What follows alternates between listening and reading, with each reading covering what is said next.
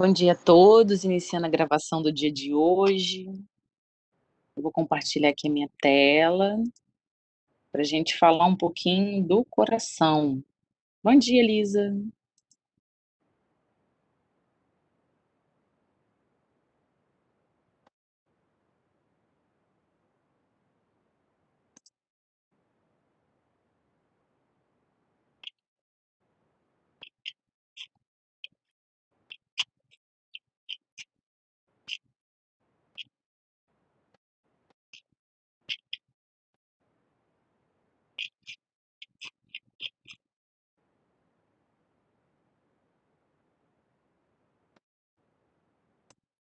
Bom dia, Fê, tudo jóia?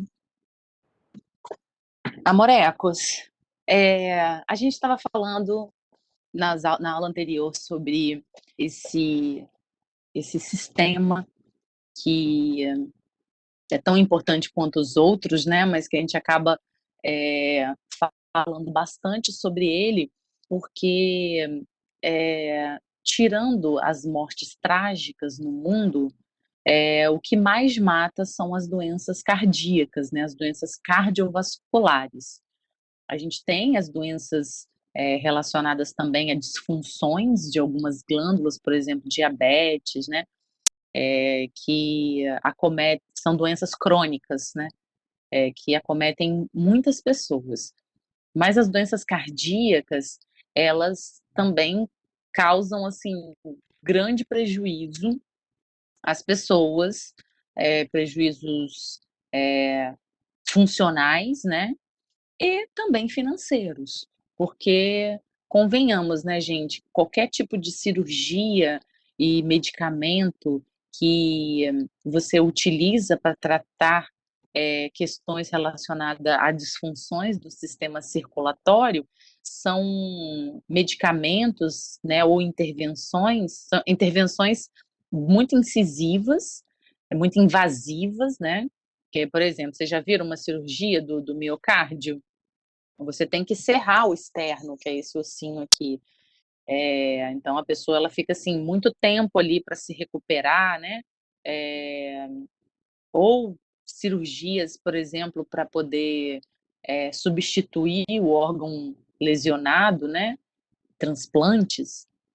A fila de transplantes de coração, ela é gigantesca no Brasil. Enfim, então é um sistema que causa muitos prejuízos às pessoas que sofrem desses problemas, de problemas circulatórios, né? Então aqui a gente tem infartos, né? A gente tem AVC, você tem problemas da própria má formação do músculo cardíaco, né, do miocárdio, e que muitas vezes tem que fazer transplante ou tomar medicamentos dependendo do grau de lesão que esse órgão tiver. Pessoas com problemas de hipertensão, quem aí, ó, em casa tem problema de hipertensão ou a família tem, a gente estava falando disso nas aulas anteriores, né? é, de pessoas que hoje precisam controlar a pressão, porque tem pressão alta, né? Eu tenho uma pressão baixa. Hoje a gente vai entender um pouquinho o que, que seria essa pressão, né? Na aula anterior, então, a gente falou sobre as partes do coração. O coração ele tem 4 cavidades, né? 2 átrios e 2 ventrículos do lado, né, do lado direito. A gente tem o átrio direito e temos aqui a válvula tricúspide também, né, que se abre e dá para o ventrículo direito. Do outro lado, do lado esquerdo, o coração ele está no meio, mas ele tem uma pequena inclinação para o lado. É, isso é, dá aquela ideia de que o coração ele está implantado do lado esquerdo, mas não, ele está no meio. Só a inclinação dele é que é para o lado esquerdo e você acaba sentindo mais, que a maior pulsação, a maior contração do coração, ela é do lado direito. Então, aqui, desculpa, do lado esquerdo. Do lado esquerdo, a gente tem o ventrículo, né, esquerdo, a válvula mitral aqui, e a essa cavidade que é o átrio esquerdo, né. E temos aqui em azul, né, saindo do coração, tudo que sai do coração é o que mesmo, que eu falei na aula passada? Não sei o que que é veia, o que que é artéria, professora. Qual a melhor, o melhor conceito? De veia e de artéria. Então aquilo que está saindo do coração, a gente denomina como o quê?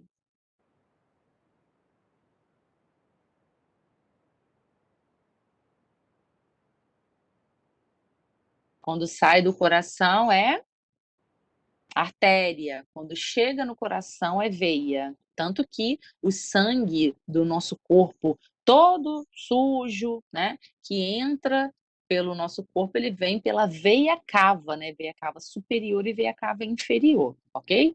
E aí ele recebe a contração, né, o tem a contração do átrio para expulsar o sangue aqui de dentro, né, e vir para, e entrar aqui nessa cavidade, né, no ventrículo.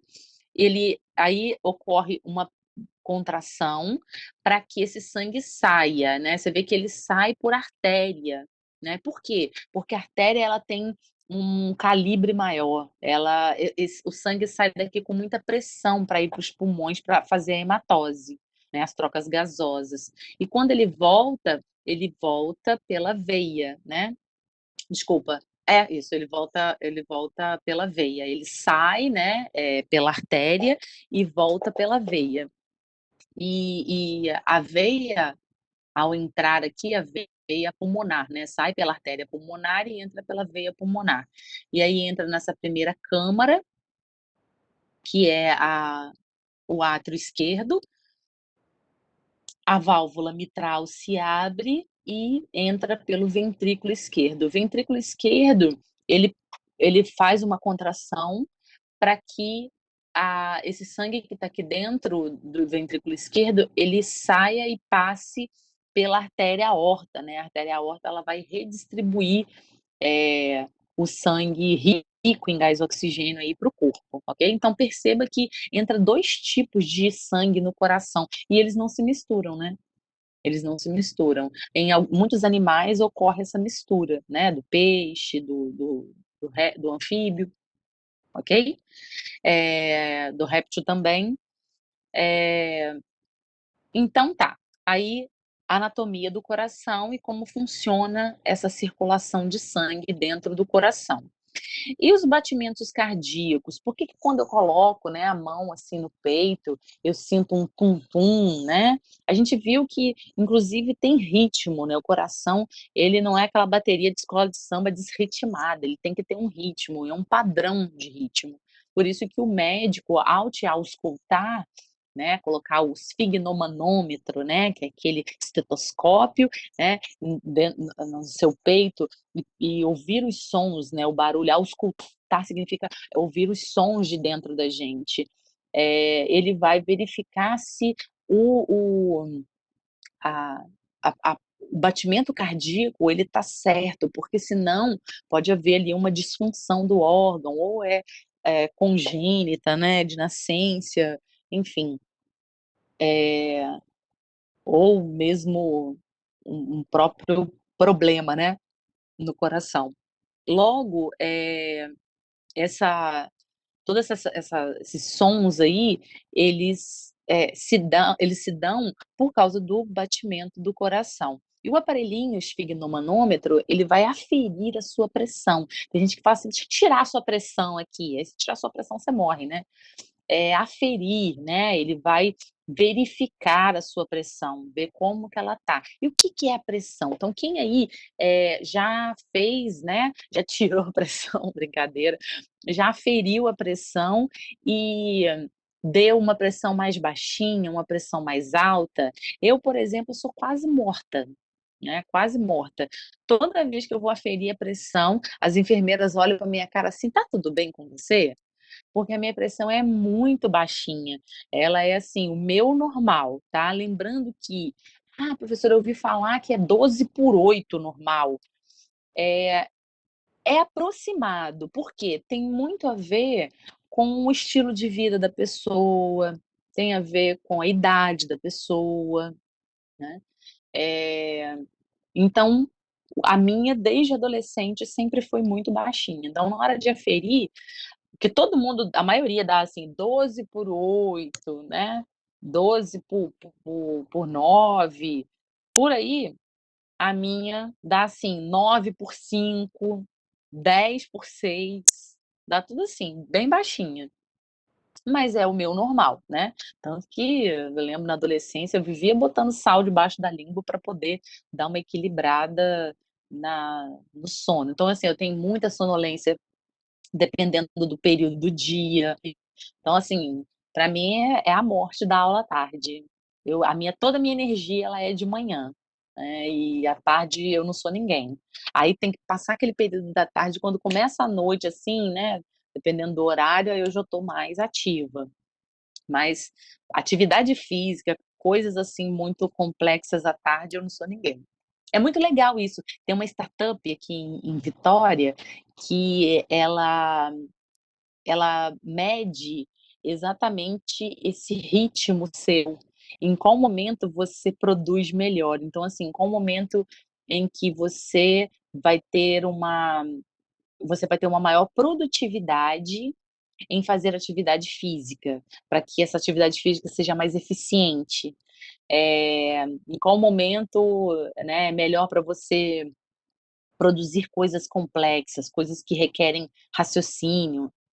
Eu fico viajando nessas coisas, porque cada um vai ter o seu, ela é personalizada, né. Eles trabalham muito com pessoas, de que trabalham com transporte, caminhoneiros, né, motoristas.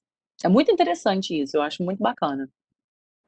Eh, se não me engano, eles estavam até com a Águia Branca, fazendo contrato. Porque se você pensar, um motorista que tem uma baixa atividade noturna, é bem complicado você colocar ele para trabalhar à noite, né. Então, para ele qual é melhor? De dia, né. Igual vocês aí, vocês têm também o horário ideal. No início lá da pandemia, a gente conversou um pouquinho sobre isso, né. Falei assim: "Descobre, assim, qual é o seu horário, o seu time, o momento que você mais produz intelectualmente". Muitos de vocês, gostam mais da noite. Na verdade, em tese, o adolescente, o pico de melatonina dele é mais tarde, o melatonina é aquele hormônio do sono. Então, assim, às vezes acaba sendo depois da meia-noite mesmo. Mas acaba que às vezes vocês vão dormir 1 hora da manhã e tem que acordar às 6 para ir para a escola, então quer dizer, de tempo vocês dormem menos. Aí isso acaba sendo um prejuízo, né. Eh, mas, se você descobrir isso, qual é o período, eu descobri, o meu é às 10 horas da manhã. 10 horas da manhã eu tenho uma maior produtividade intelectual, então entre 9, né, até meio-dia, assim, eu tenho uma boa atividade. Então, tudo que eu resolvo de fazer, assim, estudar, ler alguma coisa que eu preciso assimilar mais, eu faço de manhã. As atividades mais mecânicas eu deixo para tarde. Então, por exemplo, entre arrumar a casa e estudar de manhã, arrumar a casa à tarde, né, porque é mecânico, arrumar a casa é mecânico, eu não preciso de pensar, raciocinar para fazer as coisas. É bem legal quando você descobre isso. Então, chuchus, em relação à pressão, o que que é essa pressão, né? Por que que a da Fernanda é 9 por 5, né, e a minha 12 por 8, o que que é isso? 12, né, esse 12 por 8 é 12 milímetros de mercúrio, é uma unidade de medida, né, que é padrão, que é utilizada para medir a pressão. Então, por que que 2? Por que que são 2? Porque uma é quando o ventrículo esquerdo, ele contrai para expulsar o sangue rico em gás oxigênio para a aorta. Então, a pressão que ele faz na saída é a pressão mais alta. E aí chega uma hora que o coração ele vai relaxar depois dessa pressão. Então esse relaxamento, ele é a pressão mínima. Então a gente tem uma pressão máxima e uma pressão mínima. Então a máxima ela é a contração ventricular que libera o sangue oxigenado para a artéria aorta. E quando o miocárdio relaxa, ele entra numa pressão mínima, né. Então por isso que é assim, 12 por 8, né, ou igual a minha 9 por 5. Entendido isso, a pressão alta ela é chamada de sístole, né, essa contração primeira ventricular é sístole, e o relaxamento da musculatura é chamada de diástole, tá? Só você lembrar, sístole, diástole, sístole, diástole. Você vê que o sístole é mais forte, então é a maior pressão. Tudo bem? Entendido isso? Estão me ouvindo? Tá tudo de boa na lagoa? Então tá bom. Bom dia aí para quem eu não vi me dando bom dia. Então tá, vamos para nutrição, né. O coração, ele chama de miocárdio, né, como eu falei, é um músculo, né, ele não é esquelético, né, eh, esse músculo, ele precisa de ser nutrido, afinal de contas ele é um órgão, né. Quem que nutre ele? A artéria, tá. Eh, a artéria, né, tem 2, a artéria coronária, né, direita e a coronária esquerda. Então ela que vai levar o quê para ele? Os nutrientes, o gás oxigênio, né. Então precisa de enviar para ele o aporte necessário, porque é um músculo que trabalha pouco, né, gente. Você vê que em 1 minuto ele bate em torno de 70 vezes, né, 70 vezes por minuto seu coração está batendo, então tome energia, né. Gasta pouco ATP ou muito ATP? Escreve aí para mim. Quem que produz ATP mesmo? Escreve aí para mim. Gasta pouco ou muito ATP? E quem que produz ATP?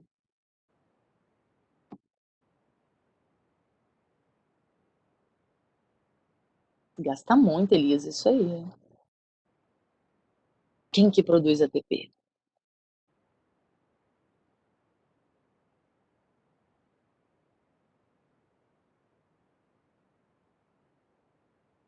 Que organela que produz ATP, gente?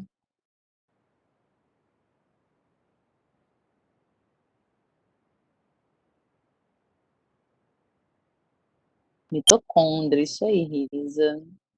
Isso, aonde a glicose é quebrada, fez isso aí, ela inicia no citoplasma, né, e depois termina na mitocôndria, beleza. Na respiração aeróbica, né, então você vê que é um músculo que precisa de muita energia. E aí, quando acontece de um indivíduo, aí você vê que tem muito a ver com o comportamento do indivíduo, né. A nutrição dele não é adequada, é uma pessoa, né, que adora comer, as gorduras, né, os hábitos alimentares não são saudáveis, come muita comida gordurosa, fritura, né. Doce também, tá, gente? Lembrando que o açúcar, ele é glicose, né, a gente acabou de ver que a glicose é utilizada para produzir energia. Mas a gente precisa de uma quantidade de energia que, assim, apesar de eu ter falado agora que o miocárdio ele precisa de muita energia, mas ele não precisa de uma energia, assim, existe um limite de energia que ele precisa, né, ele precisa de um mínimo, e o nosso corpo, em resposta ao excesso de glicose que a gente tem, o que que ele faz? Ele acumula. Ele converte o açúcar em quê? Escreve aí para mim. O que que o nosso corpo, em presença de determinadas quantidades de açúcares, muita glicose, ele faz o quê?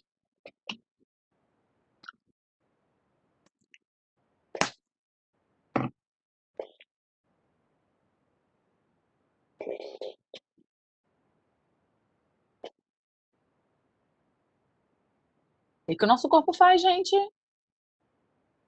Quando tem muita glicose à disposição, eu estou gastando menos, o que que ele faz?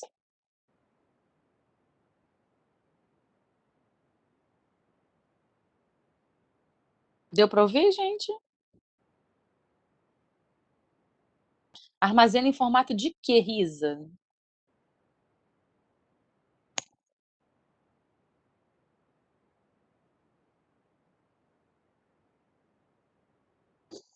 Então, aí o glicogênio também tem um limite, né. Quando ele não consegue mais armazenar glicogênio e converte tudo aquilo ali em reserva, e a reserva é o tecido adiposo, tá bom? A gente engorda, tá? dão aqueles pneus e vão se multiplicando, né, em, borracharias, né, enfim, até a gente ter os o número na balança subindo, né, de massa corporal. Portanto, essa gordura, ela vai sendo distribuída ao nosso corpo, e ela pode chegar até o seu coração, tá. Se você pegar um coração de suíno, se você for à feira e pegar um coração de suíno, de boi também que seja, você vai ver que ele tem, né, as camadas de gordura. No nosso, aquela gordura ela pode entrar lá na coronária, e aí pode ocorrer uma obstrução, né. As placas de gordura, elas vão crescendo em volta das artérias, né, e aí dá aterosclerose, né, que e aí quando o coração deixa de receber esse aporte de gás, oxigênio e de nutriente, ocorre uma isquemia. Essa isquemia, ela é o quê? Ela vai ocorrer um infarto, né, um infarto no miocárdio, ok? Que é o seu coração parar de receber o aporte de gases e nutrientes. E aí ele morre, parte dele vai morrendo, entende?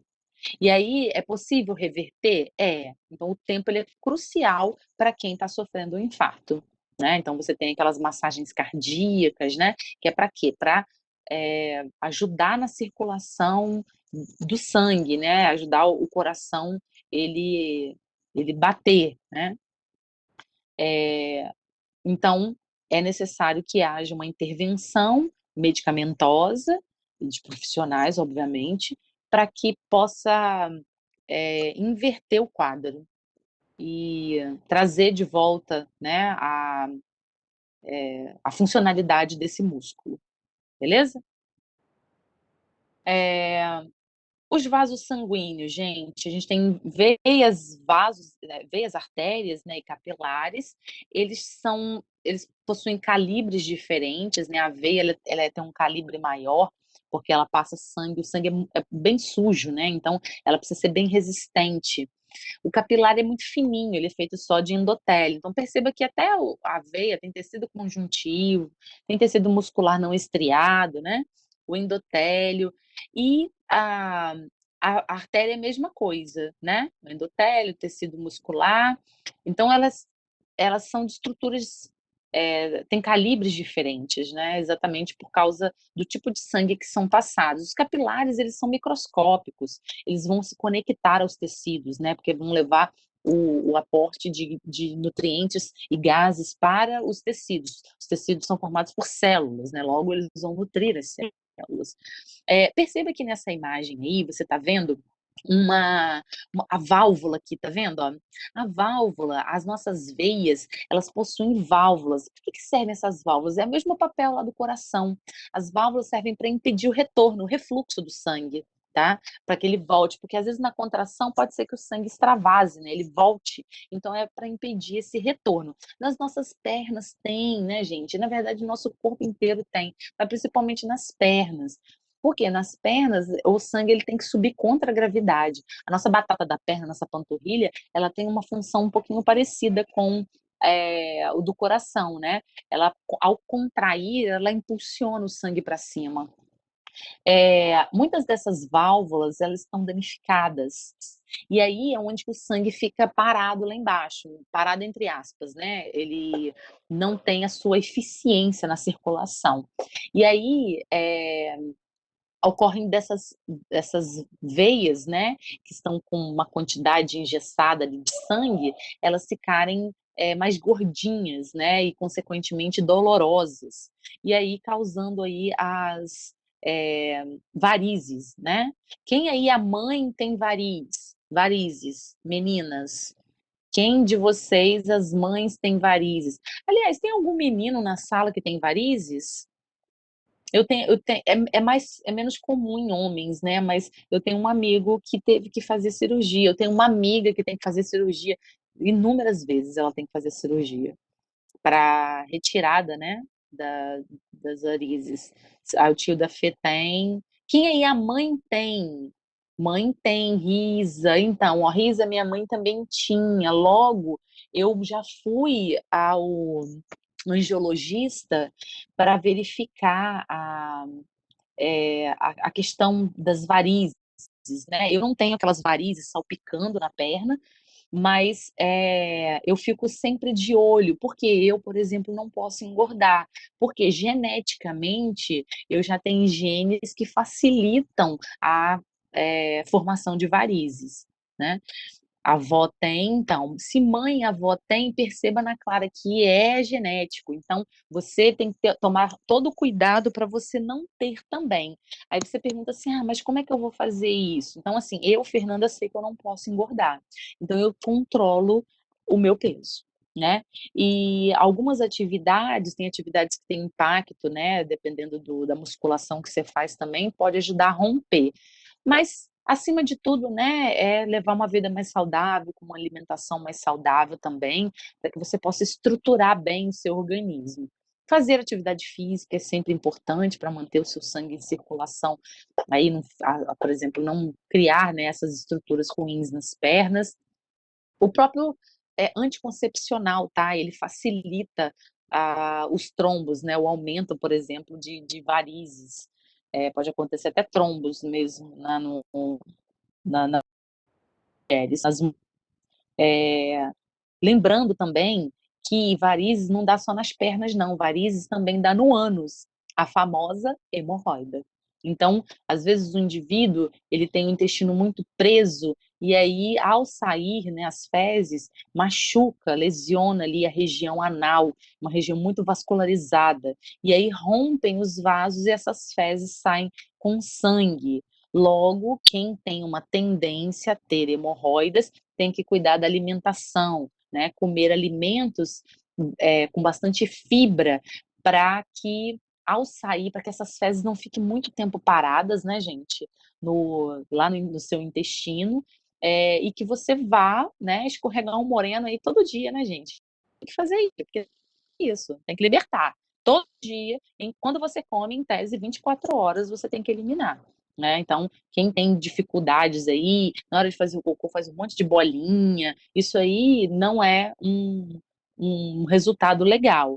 O certo é o cocô sair deslizando bem, tranquilo, né, de boa ali, até mesmo para não forçar, não lesionar a região anal e causar essas lesões, né, esses sangramentos, que isso não é legal, é muito doloroso. A pessoa, gente, que não consegue sentar, não consegue, assim, sentar numa cadeira normal, de tanta dor que sente, né. E aí, em muitos casos, tem que fazer cirurgia.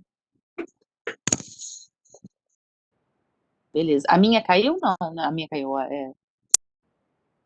Ah, tá, do Bernardo, entendi. Entendi, porque eu achei que fosse a minha. Então tá bom. Aí as artérias, né, gente, já falei da pressão, do calibre, né, das paredes que são, pressão arterial. Aqui, ó, as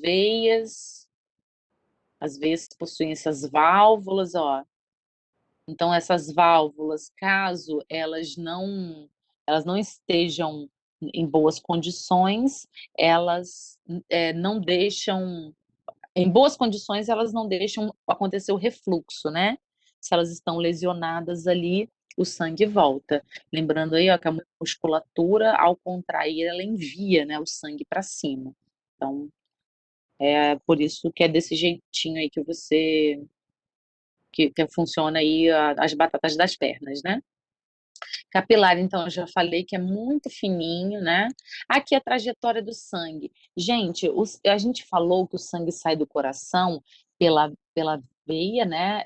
Pela artéria pulmonar, que ele vai lá nos pulmões e volta para o coração, né? Para o ser oxigenado. Quando ele volta para o coração, ele volta cheio de gás oxigênio. Ele entra pela veia pulmonar, né? E ele entra pelo átrio esquerdo, ventrículo esquerdo, contrai e expulsa ele para a aorta distribui.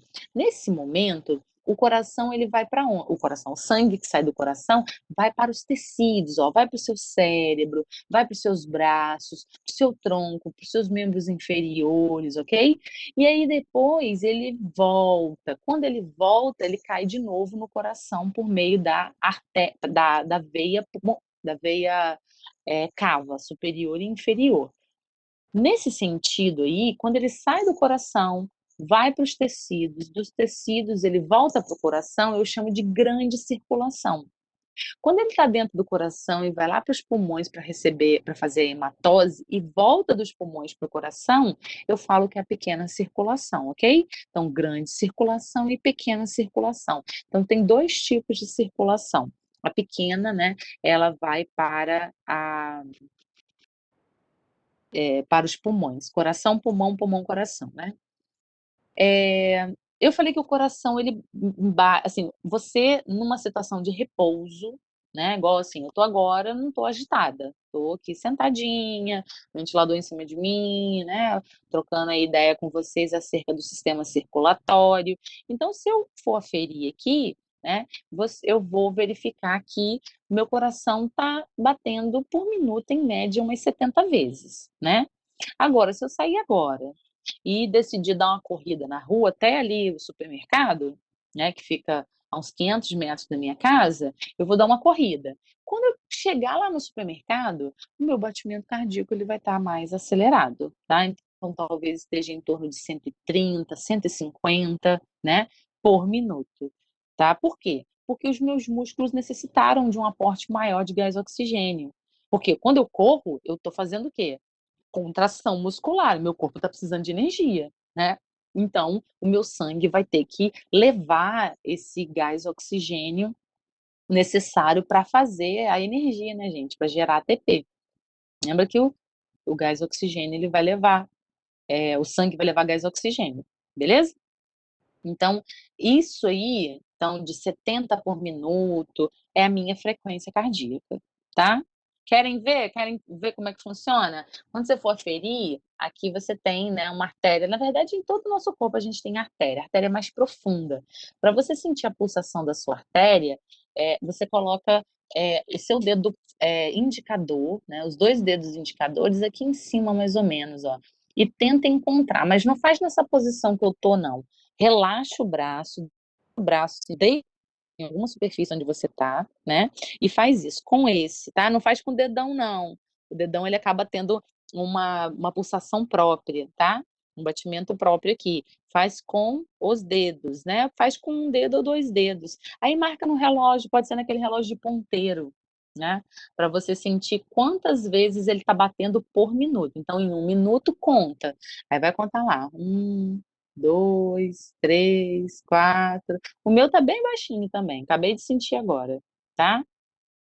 Faça por aqui para você já sentir isso, né, para você ter o tato e sentir a artéria pulsando, né, o pulsar da artéria. A artéria pulsa, a artéria jorra sangue. Já viram em acidente, em filme? Quando às vezes ocorre acidente de carro, assim, e eles têm que ficar tampando a artéria, tampando sangramento, porque a artéria jorra. Jorrou, já sabe que é artéria, então o risco é muito maior, né. Tudo bem, gente? Estão sentindo? Sentir-se é importante, ó, sentir os seus batimentos, como está você, se tocar, né, para que você possa, eh, compreender você também e também se aceitar, né, porque cada um é de um jeito, ninguém tem que ser igual. Até a nossa pressão arterial, viu, né.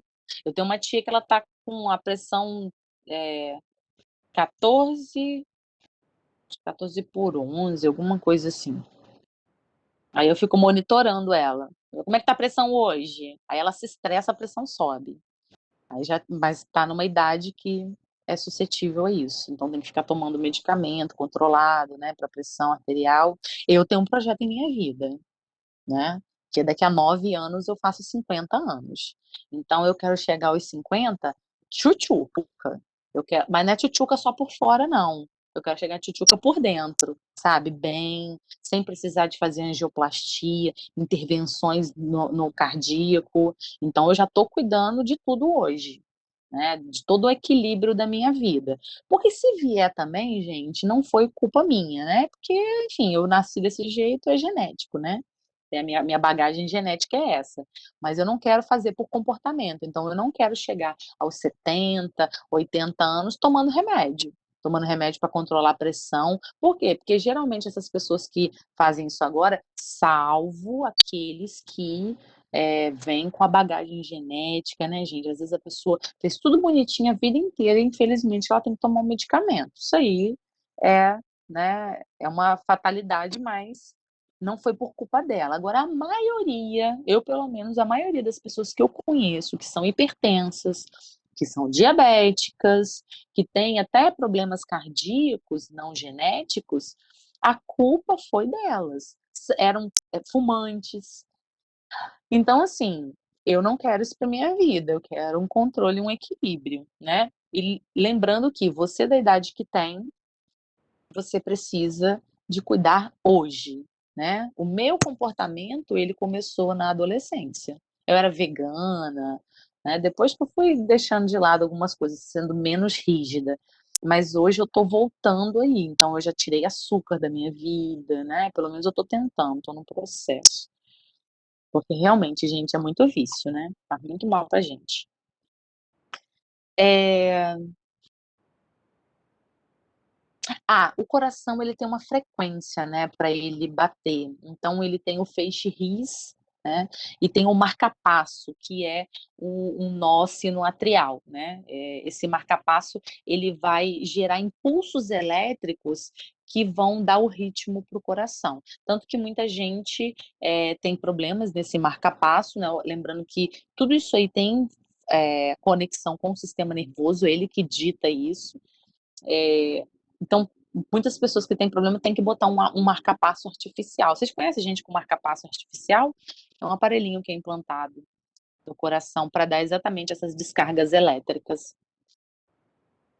Bom, como eu acabei de falar, as doenças relacionadas ao sistema cardiovascular, elas têm a ver com, com ou o comportamento do indivíduo, eh, ou até mesmo com as questões genéticas dele, né. Então, assim, eu tenho um amigo que infartou aos 28 anos, muito novo, né, mas por quê? Olhando para trás, né, os antepassados dele, então, os tios, os avós, né, o pai dele morreu muito novo de doença cardíaca. Então, ele mais um motivo que ele precisava de cuidar de tudo dele, né, cuidar da alimentação, do comportamento dele, né.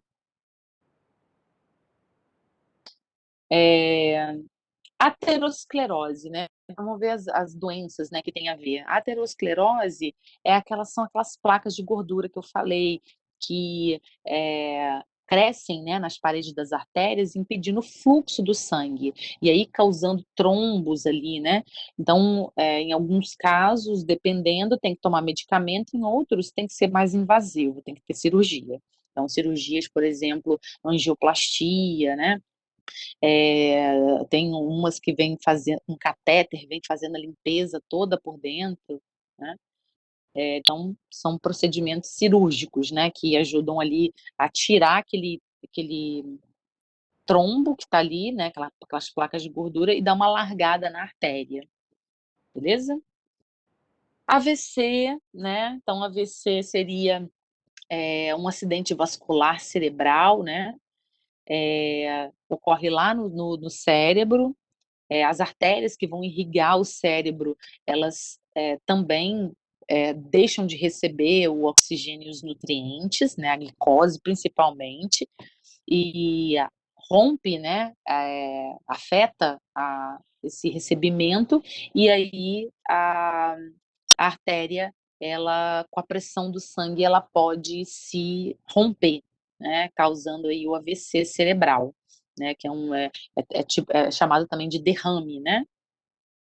E a hipertensão já falei, né, que tem a ver com a pressão alta, né, o coração ele sofre muito com a pressão alta, porque ele está sempre tendo que trabalhar em velocidade máxima, e isso faz com que o órgão ele seja prejudicado, né, em relação a isso.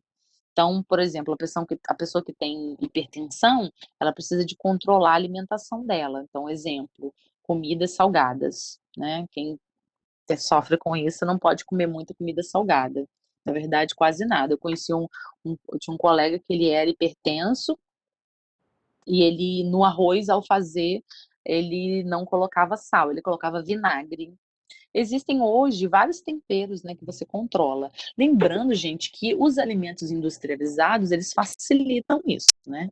Eles facilitam essa, essa ingestão de sódio, por exemplo, né? Porque o sal de cozinha é cloreto de sódio. Então, assim, nesse sentido, tem como você controlar. é, Se você faz comida em casa, você tem que controlar essa quantidade de sal e optar por temperos mais naturais. Então, o próprio alecrim, né, hortelã, manjericão, que são ervas naturais, né? Tira da sua vida sazon, fundo, caldo quinó, porque são temperos industrializados, são ricos em sódio. Muitos alimentos industrializados, eles têm excesso de sódio. Vocês sabem que as agências de controle, elas fiscalizam as empresas, os lotes das coisas que as empresas estão produzindo, os alimentos, visando exatamente o controle de sódio. Então, por exemplo, apareceu uma vez no Fantástico, há muitos anos que eu não vejo, mas me chamava muita atenção. Os lotes de, por exemplo, palmito, estava com excesso de sódio, azeitona, comidas enlatadas, né? Feijoada em lata, esses alimentos enlatados. Então, muito sódio, né? Quem come na rua acaba comendo, sei lá, vai para bar, né? Come muita coisa na rua, muita coisa salgada. Isso prejudica o seu sistema cardiovascular, né? Porque faz com que eleve a sua pressão. O tabagismo também é a mesma coisa, o sedentarismo, tudo isso aí vai prejudicar o sistema cardiovascular do indivíduo, tá? O fumo, né, a gente não precisa nem falar, né? A obesidade também, né? Principalmente, porque como eu falei, o coração ele não suporta. Esse aqui, o IMC, é o índice de massa corporal. Ele varia um pouquinho, tá, gente? Então, assim, eu não gosto muito de falar ele, não, assim, eu gosto só de falar por cima. Eu não vou pedir, por exemplo, a você ver seu IMC agora, porque vai variar bastante. Então, por exemplo, às vezes a pessoa ela é muito magrinha, né? Aí quando vê, tá abaixo do peso. Às vezes não necessariamente, porque tem a ver com a idade de vocês, né? Então, esse aqui é um MC mais para adulto, é uma média. Mas lembrando que aquele cara que é todo musculoso, fortão, pode ser que numa análise aqui ele esteja com IMC elevado. E, na verdade, ele não tá. Por quê? Ele tá aí com massa muscular. O problema, galera, é gordura. Massa muscular, ela não causa prejuízo, assim, pra gente, né? A não ser que você tá tomando esteroide anabolizante, que são aquelas bombas. Aí não é uma massa muscular saudável, né? Qual que é a massa muscular saudável? É aquela que você vai para academia, que você malha ali, mesmo que seja todo dia, mas você está em equilíbrio ali, tem um profissional te orientando, né? Então, a maioria dos nutrólogos, nutricionistas que a gente vai, eles sinalizam isso pra gente, ó, você tá com uma massa magra muito baixa, né? Então, por exemplo, eu posso falar por mim, a minha massa magra é muito baixa. O que é massa magra? É a porcentagem de músculos que eu tenho, né? Eu não gosto de fazer musculação, sou obrigada a fazer, tenho que voltar a fazer, mas eu tenho que fazer. Por quê? Porque eu vou perdendo, com o passar dos anos, a gente vai perdendo massa muscular.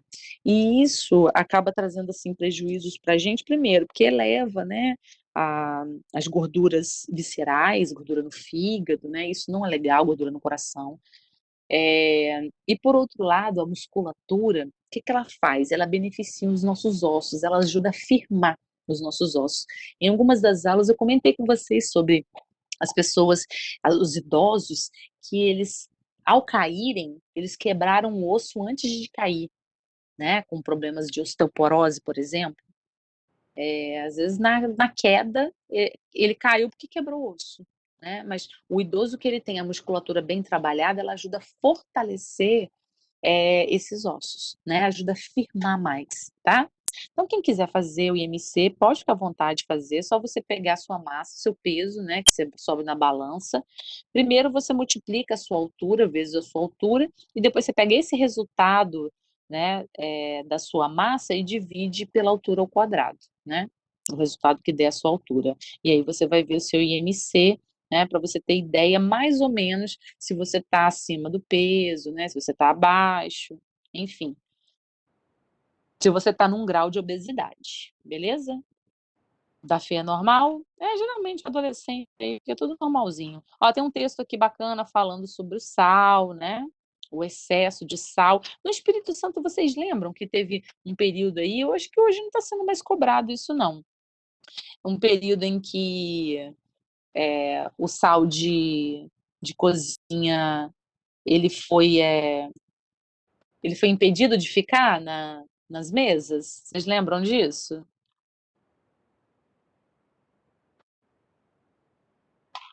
Ele foi impedido de ficar. Eu tô caçando aqui o outro, mas eu acho que acabou esse livro aqui, a gente vai entrar no próximo. É, vamos entrar no próximo livro.